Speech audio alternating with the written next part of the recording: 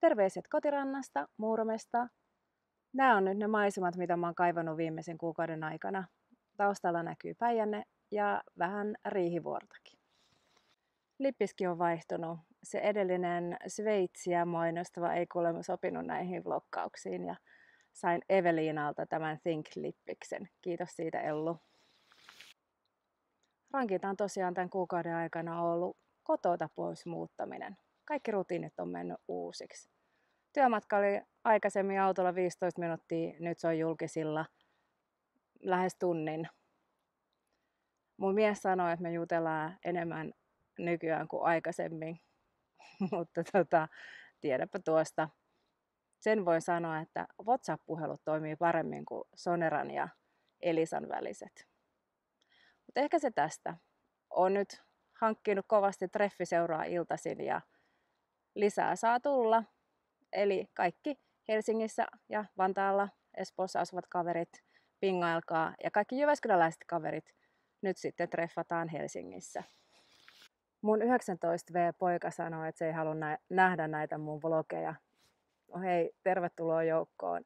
Ei näy nyt niin kivaa katsottavaa omiin silmin. Onneksi editointivaiheessa vähän turtuu. Mutta niin kuin moni tietää, joka on käynyt esiintymisvalmennuksessa, niin ei niitä omia tallenteita tule enää sen kurssin jälkeen katsottua. Itsensä näkeminen on aika kamalaa. Blogikirjoituksia voi sentään hioa ja yhtä lausetta vaikka loputtomiin asti. Ja Instagramiin ja Faseenkin voi valita sen vähiten huonon kuvan ja pistää siihen vaikka parit filteritkin päälle.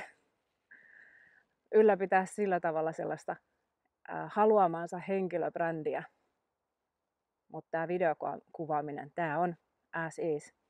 Varsinkin jos on tällainen, joka ei käsikirjoita, eikä varsinkaan lue mistään prompterilla mitään juttuja, niin tämä on raakaa peliä. Silti kyllä mä suosittelen kokeilemaan. Ja onko tämä muuten tubettamista vai vloggaamista? Kertokaapas mulle viisaammat ja kokeneemmat. Yksi asia, mitä mä oon huomannut, että mä oon alkanut itsekin kuluttaa enempi tätä liikkuvaa kuvaa, kun mä oon opiskellut enempi IBM-bisnestä ja muutenkin. Mä oon katsonut niitä pääjohtajan Ginin keynoteja ja erilaisia videoita Watsonista.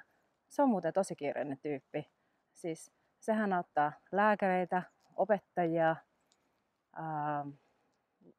valtioita, kuntia ja jopa muusikoita, ties ketä, tulemaan paremmaksi. Mutta siitä sitten toisella kertaa. Joo, ja jos miettii niin kuin mun lapsiakin, niin eihän ne ole vuosikausia oikein kuluttanut mitään muuta kanavaa kuin YouTubea, WhatsAppia tietenkin ja Snappia, mutta YouTube on ykkönen. Mun aikaisempi lempparikanava Twitter on jopa kärsinyt tästä. Se oli vuosia mulla se ykkösjuttu, mihin mä heti laitoin kaikki ajatukset ja löytämäni artikkelit ja videot. Saas nähdä, onko tämä jatkuva juttu vai todennäköisesti. Visuaalinen viestintä on kuitenkin se, mihin tämä maailma on koko ajan menossa ja mistä mä itsekin tykkään yhä enemmän ja enemmän. Mitä mieltä sä oot?